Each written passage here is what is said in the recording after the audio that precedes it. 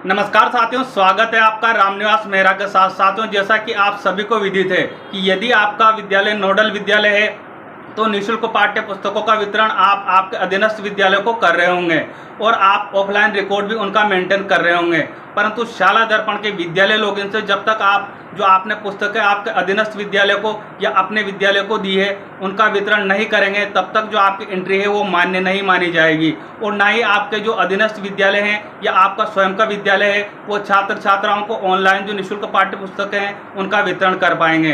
तो इस वीडियो में मैं रामनिवास मेहरा आपको एक प्रक्रिया बताऊंगा जिसके माध्यम से आप बड़े आसानी से शाला दर्पण के विद्यालय लॉगिन से नोडल द्वारा अपने अधीनस्थ विद्यालयों को निःशुल्क पाठ्य पुस्तकों का वितरण बड़ी आसानी से कर पाएंगे। तो साथियों, वीडियो शुरू करने से पहले मेरा आपसे छोटा सा निवेदन रहेगा कि यदि आप चैनल पर नए हैं तो चैनल को सब्सक्राइब अवश्य कीजिएगा और साथ में घंटी वाले बेल आइकन को दबाकर ऑल पर भी प्रेस कीजिएगा, क्योंकि जब भी मेरी इसी प्रकार की इंपॉर्टेंट वीडियो आएगी तो उसकी नोटिफिकेशन आपको सबसे पहले मिल जाएगी। और हाँ साथियों, आपसे एक निवेदन और रहेगा, वीडियो को बिना स्किप किए पूरा आप अवश्य देखिएगा, क्योंकि आप बीच में से वीडियो को स्किप कर देते हैं तो आप प्रक्रिया समझ नहीं पाते हैं और फिर मुझे कमेंट करते हैं सर कि सर ये कार्य कैसे होगा, तो आप वीडियो को स्किप नहीं कीजिएगा। तो चलिए साथियों, देख लेते हैं संपूर्ण प्रक्रिया स्टेप बाय स्टेप।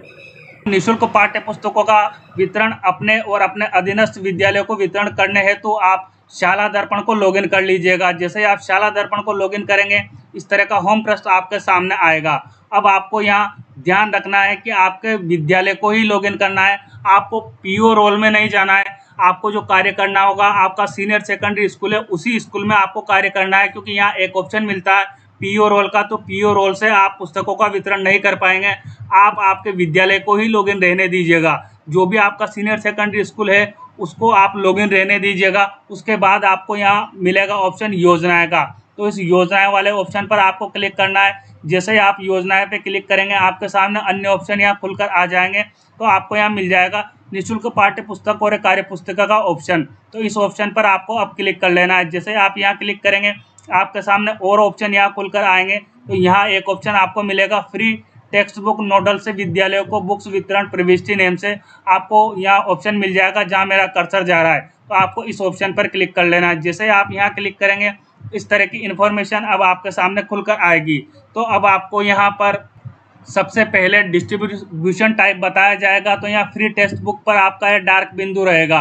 अब यहाँ पर आपको जो कहा जा रहा है ग्रीन लाइन में वर्किंग नोडल 2023-24 कोड, आपके पीओ कोड क्या है वो कोड आपको यहाँ दिखाई देंगे। तो इसके सम्मुख जो आपको ये बिंदु दिखाई देगा इस पर क्लिक करना है। जैसे ही आप यहाँ क्लिक करेंगे शाला दर्पण कुछ टाइम प्रोसेस करेगी और ये डार्क बिंदु यहाँ पर आ जाएगा और अब आपके विद्यालय का नेम, आपके पीओ का नेम, सब कुछ आपको यहाँ डिस्प्ले होता रहेगा। इस चीज़ को आपको चेक कर लेना है। अब वितरण सत्र कौन सा है वो आपको यहाँ बताया जाएगा 2023-24।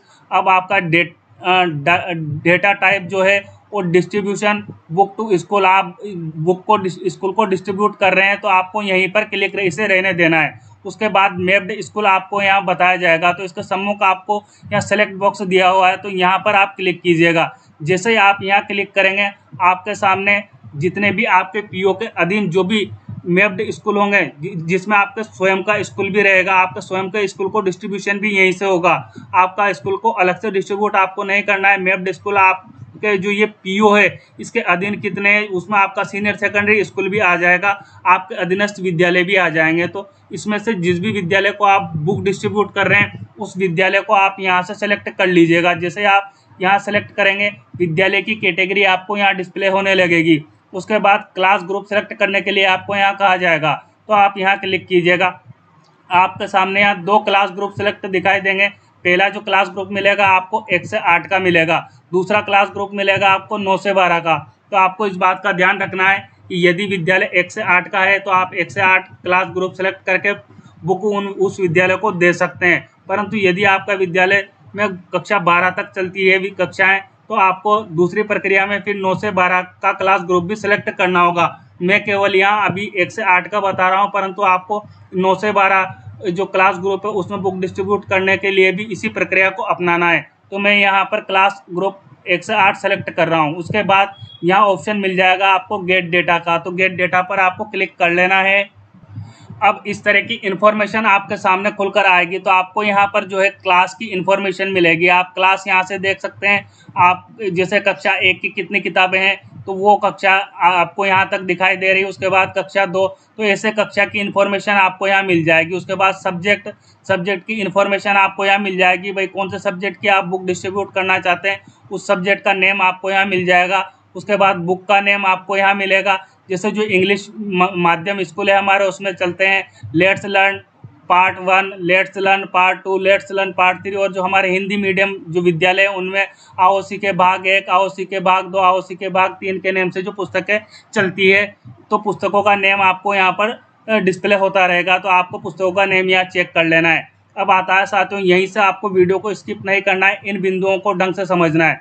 गत वर्ष की शेष अवितरित नई पुस्तकें, यदि आपके पास गत वर्ष में जो आपको जिला बुक डिपो से जो पुस्तकें प्राप्त हुई होगी, उनमें से यदि आपके जो नोडल पे है शेष पुस्तकें बची होगी, तो उसकी संख्या आपको यहाँ डिस्प्ले होगी।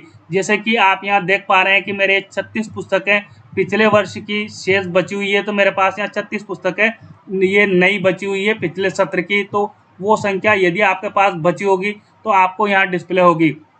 उसके बाद अगली जो लाइन में आपको यहाँ इन्फॉर्मेशन मिलेगी, वो मिलेगी जिला डिपो से वर्तमान सत्र में प्राप्त नई पुस्तकों की संख्या।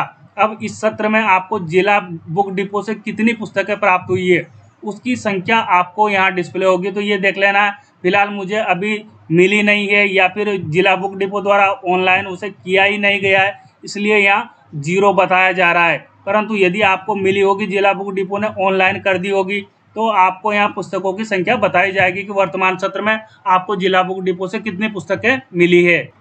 उसके बाद अगला जो ऑप्शन आपको या अगली जो जानकारी आपको यहाँ दी गई है, अन्य नोडल से वर्तमान सत्र में प्राप्त नई पुस्तकें। यदि आपने किसी अन्य नोडल से पुस्तकें प्राप्त की होगी, तो वो संख्या आपको यहाँ दिखाई देगी। फिलहाल आप इतना मुझे पता है कि कोई विद्यालय किसी को नहीं दे रहा है, तो आपको भी जैसा कि मुझे यहाँ 0 दिखाई दे रहा है, ऐसा 0 आपको यहाँ दिखाई देगा। तो इस बात को आपको यहाँ देख लेना है कि यदि आपने किसी नोडल से पुस्तकें प्राप्त की है, तो वो संख्या आपको यहाँ देख लेनी है। उसके बाद अगली जो इन्फॉर्मेशन यहाँ मिलेगी आपको, गत वर्ष की शेष अवितरित पुस्तकें जो विद्यालय द्वारा लौटाई गई है। यदि आपके अधीनस्थ जो विद्यालय हैं, उनमें कोई नई पुस्तकें शेष बच गई होगी और उन्होंने वापस रिटर्न आपको करी होगी, तो वो संख्या आपको यहाँ दिखाई देगी।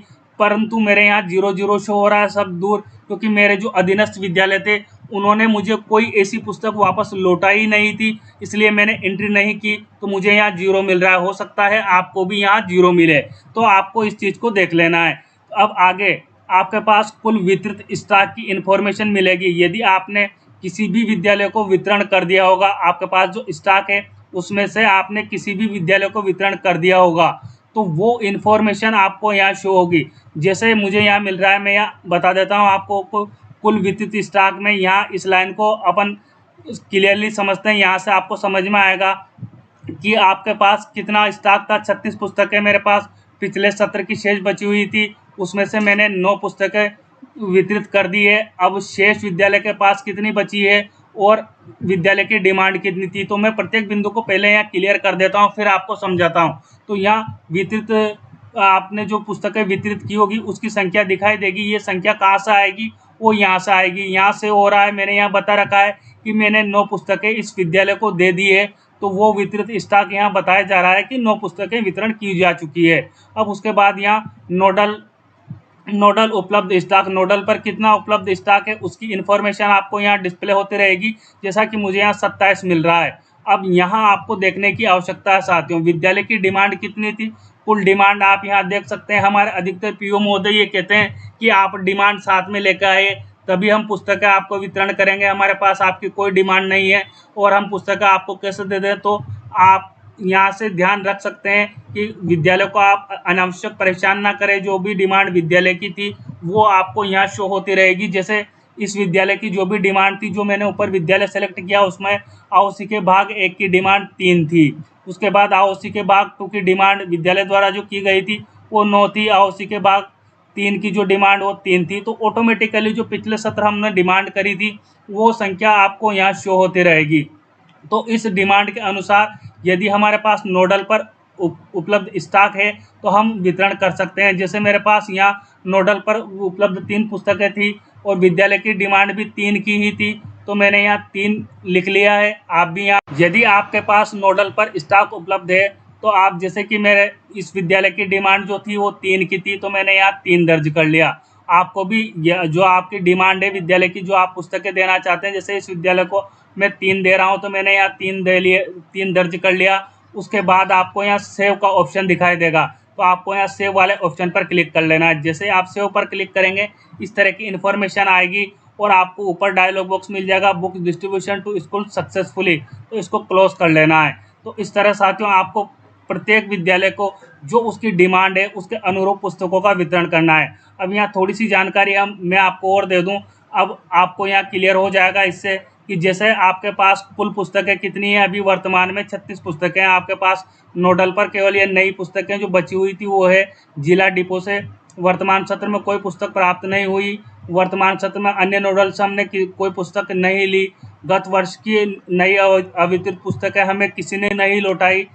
तो अब आपके पास जो स्टॉक है वो कितना है, 36 का है। 36 में से आपने कितनी पुस्तकें वितरित कर दी है, 9 पुस्तकें वितरित कर दी है, तो वो 9 आपको यहाँ दिखाई देगा। अब आपके पास स्टॉक कितना रह गया, 27 पुस्तकें आपके पास स्टॉक में है, तो आपको यहाँ स्टॉक आपका इस तरह दिखाई देगा। तो इस तरह साथियों आपको प्रत्येक विद्यालय को जो आपकी पुस्तकें हैं आपके पास स्टॉक है उसके अनुरूप वितरण करना है, और विद्यालय को अनावश्यक परेशान नहीं करना है कि आप डिमांड लेकर आइए।